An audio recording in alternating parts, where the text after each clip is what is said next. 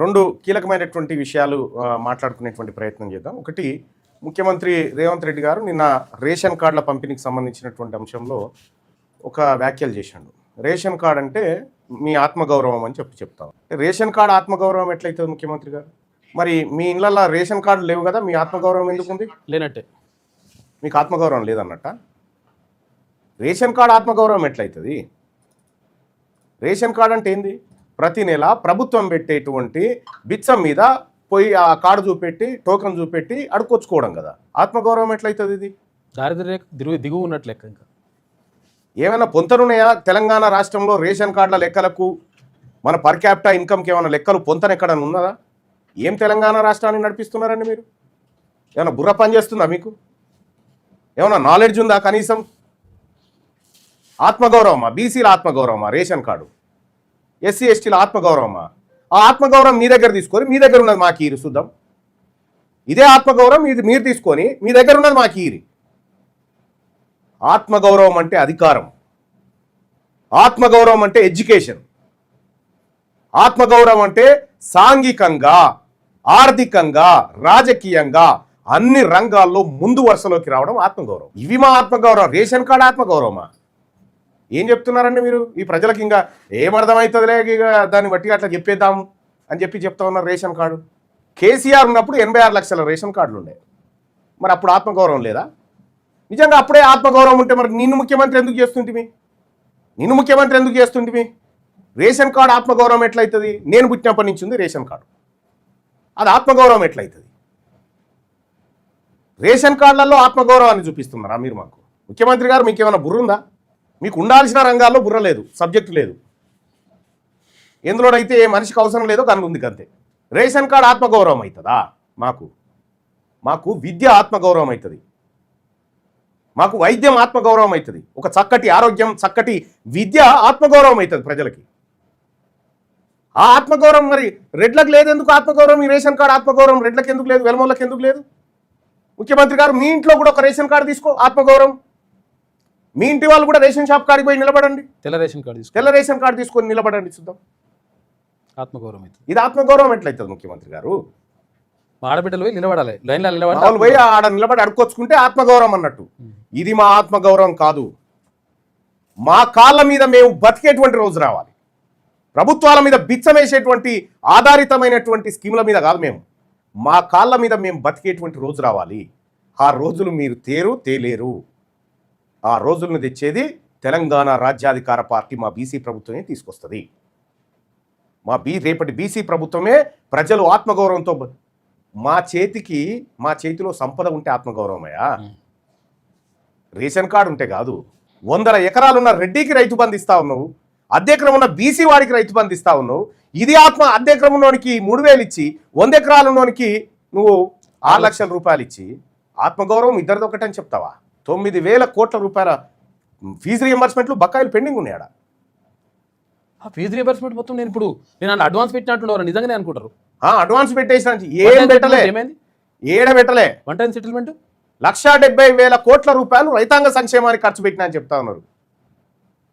రైతాంగ సంక్షేమానికి ఈ 1,70,000 కోట్ల రూపాయలు అప్పు తెస్తే బీసీల నెత్తి మీద ఎంత అప్పు పడ్డది, ఓసీల నెత్తి మీద ఎంత అప్పు పడ్డది, ఓసీ రైతులకు పంచింది ఎంత? ఈ లెక్క చెప్పు, దమ్ముంటే చూద్దాం. మాయ మాటలు చెప్పి బీసీలందరినీ మత్పరిద్దాం.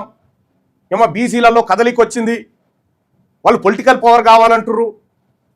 ఇంకా ఈయన ఇచ్చేటోళ్ళ లెక్క ఈయన ఏ పార్టీ ఉంటుంది సార్? ఈ రేషన్ కార్డులలో ఈ కంట్రోల్ బియ్యంలో నీ పాత్ర ఏందో చెప్పు. రాష్ట్ర ప్రభుత్వం పాత్ర కేంద్రం ఎంత ఇస్తుంది, మీరు ఎంత? కేంద్రం ఎంత, నీదెంత? పెరుమాలది, ఆరగింపు అయ్యగారిది లెక్క. ఆ రేషన్ కార్డుల మీద నీ ఫోటో, ఉత్తమ్ కుమార్ రెడ్డి గారి ఫోటో. అంటే మీరిద్దరే పంట పండించి మాకు పెడుతున్నట్టుగా 90% కేంద్రం ఇస్తుంది. అందుకోసమే మా ప్రజల ఆత్మగౌరవాన్ని కంట్రోల్ బియ్యం కాడ చూపిస్తా ఉన్నావు కదా. కాదు, ఈ సిస్టమ్ను కంట్రోల్ చేసే కాడ మా ఆత్మగౌరవం ఉంది. ఇది తెలంగాణ రాజ్యాధికార పార్టీ తీన్మార్మలని చెప్తున్నటువంటి మాట. ఒకవేళ నిజంగా కంట్రోల్ బియ్యంలో ఆత్మగౌరవం ఉంటే మంత్రులు, ఎమ్మెల్యేలు, ఎంపీలు, ఎమ్మెల్సీలు అందరి కంట్రోల్ రేషన్ కార్డు ఇచ్చి వాలంటీర్లను కూడా నిలబెడదాం. అది కరెక్ట్. వాలంటీర్లను కూడా నిలబెడదాం. జనాలని వాళ్ళ కాళ్ళ మీద వాళ్ళు బ్రతికేటట్టు చేయడమే రాజ్యం గొప్పతనము, ఒక స్టేట్ గొప్పతనం అదే. కానీ జనాల కాళ్ళు విరగొట్టి అడుక్క తినేటట్టు చేయడం మీ గొప్పతనం. మీరు చేస్తున్నటువంటి దుర్మార్గం ఇది. ఏమన్నా 6 నెలలకోసారి నోటిఫికేషన్లు ఏం చెప్పినవా? 2023 అసెంబ్లీ ఎన్నికల నాడు ఏం చెప్పినావు? నీ ఉద్యోగ క్యాలెండర్ ఏమైపోయింది? నీ డేట్లు ఏమైపోయినాయి? ఉద్యోగ క్యాలెండర్ను ఖతం చేసినావా? ఇప్పుడు 6 నెలలకోసారి నోటిఫికేషన్ వస్తుంది. 2 లక్షల ఉద్యోగాలు 2 లక్షల ఉద్యోగాలు ఏమైపోయాయి? భర్తీ చేస్తా అని చెప్పినావు కదా. ఇక ఏ మాత్రం నీకు ఆ సీట్లో కూర్చోవడానికి అర్హత లేదు. ముఖ్యమంత్రి సీటుకు అన్ఫిట్. ఈ ఓసీలలో చివరి ఓసీ ముఖ్యమంత్రి అన్న జర్ర పనివాడు ఉంటాడేమో అనుకున్నాం, కానీ ఇంత పతలా ముఖ్యమంత్రి ఉంటాడని తెలవదు. మా ఆత్మగౌరవం, మా రేషన్ కార్డు. నువ్వు ఇక్కడ ఇది వేసినావు కదా జాబ్ క్యాలెండర్కి పలానా రోజు ఇది, పలానా రోజు ఇది, పలానా రోజు ఇది. ఎవడన్నా మాట్లాడతాడా? ఇప్పుడు ఎక్కడ చర్చ పెడదాము? వస్తావా? నీ జాబ్ క్యాలెండర్ ఏమైంది? నీ 2 లక్షల ఉద్యోగాలు ఏమైపోయినాయి? నీ కథ ఏమైపోయింది? ఎక్కడన్నా ఓ ఎమ్మెల్యేనో ఎమ్మెల్సీో లేకపోతే ఇంకోటి ఎవడన్నా పుట్టుకున్న చచ్చిపోతేనో పదవి అయిపోయి వెంటనే భర్తీ, ఉద్యోగాలు భర్తీ అయ్యావా? అట్లా మిమ్మల్ని, మీ రెడ్లను వెలమల్ని అధికార పీఠం నుంచి దించి కింద పడేయడమే మా ఆత్మగౌరవం. అందుకోసమే తెలంగాణ రాష్ట్రంలో సర్జికల్ స్ట్రైక్ మొదలుపెట్టినాం. 59 నియోజకవర్గాల్లో బీసీలను ఎమ్మెల్యేలుగా తయారు చేసి తద్వారా అధికారాన్ని అందుకోవడమే మా ఆత్మగౌరవం. అప్పుడు వస్తుంది. ఇప్పుడు మరొక 4 నియోజకవర్గాలు చూద్దాం. మల్కాజ్గిరి అసెంబ్లీ నియోజకవర్గం.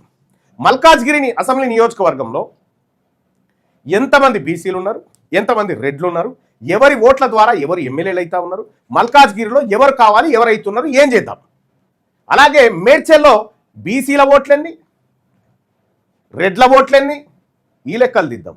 ఇబ్రాహీంపట్నం సంగతి ఏంది, ఉప్పల్ సంగతి ఏంది, ఈ అన్నింటిని కూడా ఒకసారి తీసుకునేటువంటి ప్రయత్నం చేద్దాం. ముందుగా మల్కాజ్గిరి అసెంబ్లీ నియోజకవర్గానికి సంబంధించినటువంటి లెక్కలు ఒకసారి చూద్దాం. మల్కాజ్గిరి అసెంబ్లీ నియోజకవర్గంలో మొత్తం ఓటర్ల సంఖ్య 4,89,299 మంది.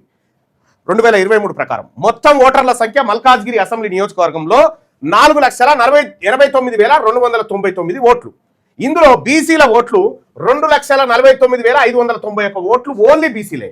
2,49,000 ఓట్లు ఓన్లీ బీసీలే.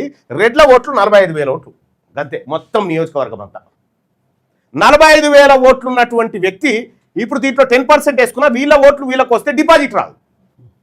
కానీ బీసీలకు 2,49,000 ఓట్లు బీసీలకు అక్కడ ఏది మల్కాజ్గిరి నియోజకవర్గంలో ఓటు బ్యాంకు.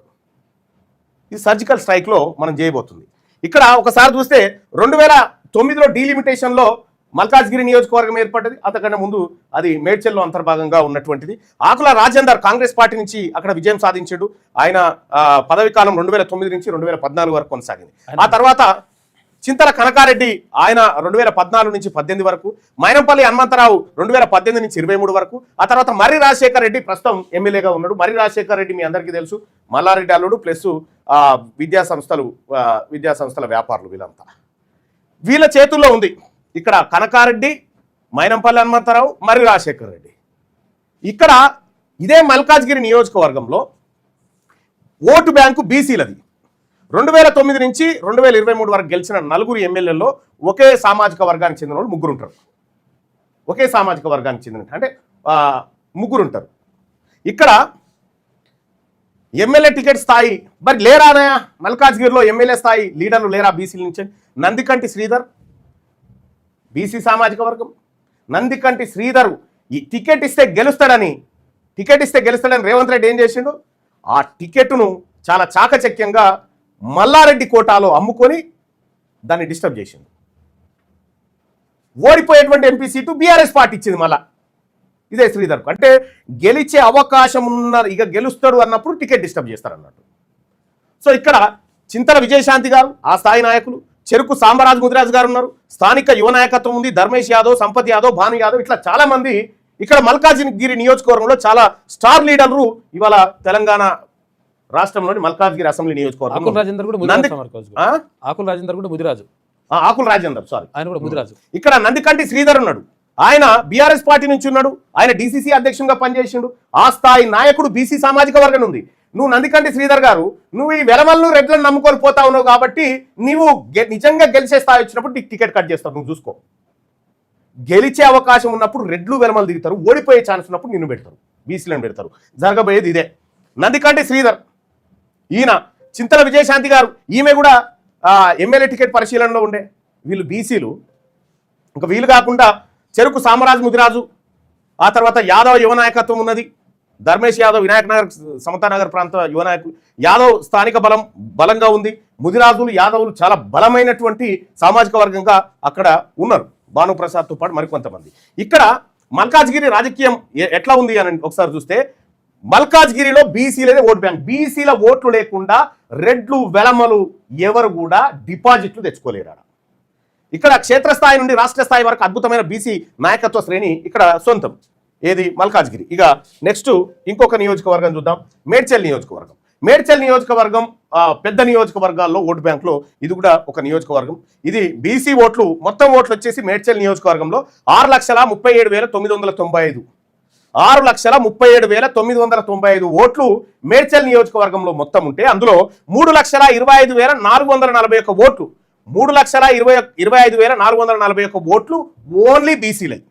ఈ మొత్తం 6,37,000 ఓట్లలో 58,792 ఓట్లు మాత్రమే రెడ్లే. ఈ 58,000 ఓట్లు ఈ మొత్తం ఓట్లు పోలైతే ఈ ఓట్లతోటి డిపాజిట్ రాదు. ఓకే, ఇక్కడ ఎట్లా ఉంది ఈ మేడ్చల్ నియోజకవర్గానికి సంబంధించింది చూస్తే 1955, 57, 62, 67లో అవగ్రియాచారి కాంగ్రెస్ పార్టీ నుంచి వరుసగా 4 సార్లు విజయం సాధించిండు. ఆ తర్వాత 1972లో సుమిత్రాదేవి కాంగ్రెస్ పార్టీ నుంచి, 1978లో మర్రి చెన్నారెడ్డి ఇక్కడ నుంచి పోటీ చేయడం జరిగింది. ఆ తర్వాత 83, 89 సింగిరెడ్డి ఉమా వెంకటరామరెడ్డి కాంగ్రెస్ పార్టీ నుంచి ఉంటే 1985లో కొమ్మారెడ్డి సురేందర్ రెడ్డి తెలుగుదేశం పార్టీ నుంచి ఇక్కడ విజయం సాధించాడు. ఇక ఆ తర్వాత తూల దేవేందర్ గౌడ్ తెలుగుదేశం పార్టీ నుంచి 94, 99, 2004 అక్కడ విజయం సాధించడం జరిగింది. ఆ తర్వాత కిచ్చనగారు లక్ష్మారెడ్డి 2009లో కేఎల్ఆర్ ఇక 2009లో ఎంటర్ అయ్యారు. ఏంది గెలిచే ఊపున్న కాడ ఎంటర్ అవుతారు. మంచి స్టార్ వాల్స్ ఉన్నటువంటి బీసీ లీడర్లను ఖతం చేయడానికి మెల్లగా వస్తారు.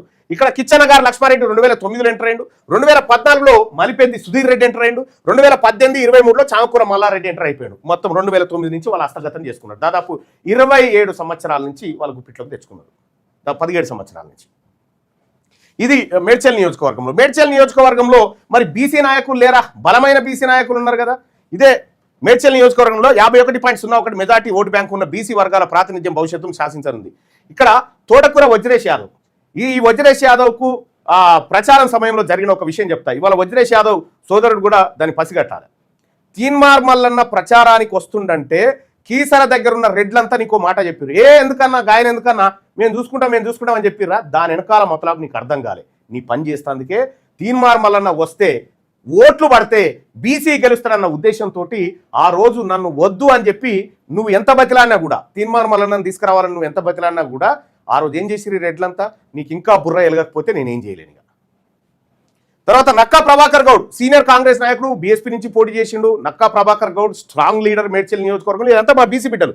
కుర్రా శివకుమార్ ఇక్కడ మేడ్చల్ ప్రాంతంలోనే, ఇదే బోడుప్పల్ పిర్జాదిగూడ ప్రాంతంలో ఉంటాడు. చాలా బలమైనటువంటి గౌడ సామాజిక వర్గానికి సంబంధించినటువంటి నియోజకవర్గ స్థాయి నాయకులు. ఇంకా ఎల్లంపేట జగన్ గౌడ్ ఉన్నాడు ఆయన. ఆ తర్వాత వేముల మహేష్ గౌడ్ ఉన్నాడు. ఆ తర్వాత రవి ముదిరాజు ఉన్నాడు, పొన్నం తరుణ్ గౌడ్. ఇట్లా యూత్ కాంగ్రెస్ కి సంబంధించినటువంటి చాలా మంది పిల్లలు ఉన్నారు. వీళ్ళని ఎంతవరకు అంటే పబ్లిక్ మొబిలైజ్ చేసి దాకా వాడతారు, ఆ తర్వాత వీళ్ళని పక్కకు దంతారు అన్నట్టు. సో ఇక సురేందర్ ముదిరాజు ఉన్నాడు, శ్రీశైలం యాదవ్ ఉన్నాడు, మిట్టో నర్సే గౌడ్ ఉన్నారు. ఇట్లా చాలా మంది ఇక్కడ మేడ్చల్ నియోజకవర్గం నుంచి పోటీకి అర్హత ఉన్నటువంటి ఎమ్మెల్యే స్థాయి అధికారుల నాయకత్వం బీసీలలో ఉన్నది. నియోజకవర్గంలో 51%, 3.25 లక్షలకు పైగా ఉన్న ఓటు బ్యాంకు కేవలం ఒక గణాంకం కాదు, అది మేడ్చల్ రాజకీయ ముఖ చిత్రాన్ని సమూలంగా మార్చగల ఒక ఉప్పెన. చరిత్రలో గెలిచిన సమీకరణం నేటి క్షేత్రస్థాయి వాస్తవాల మధ్య ఉన్న అంతరాన్ని బలమైన బీసీ నాయకులు భర్తీ చేయనున్నారు.